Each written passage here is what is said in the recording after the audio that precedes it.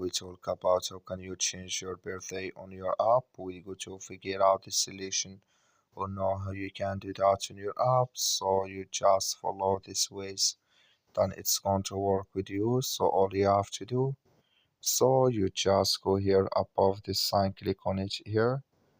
So then it's going to show for you a list like this. And all you have to do next, you just go down, click here on settings here, you just click on it. You come to next step here, it's going to show for you like this. You come here to birthday, click here on show.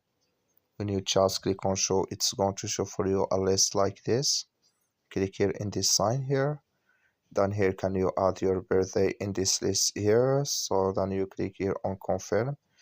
Then you click here on save. Then it's going to change with you here on your app. That's all you have to do. That's all. Thank you for watching. Don't forget to support us by liking, subscribe.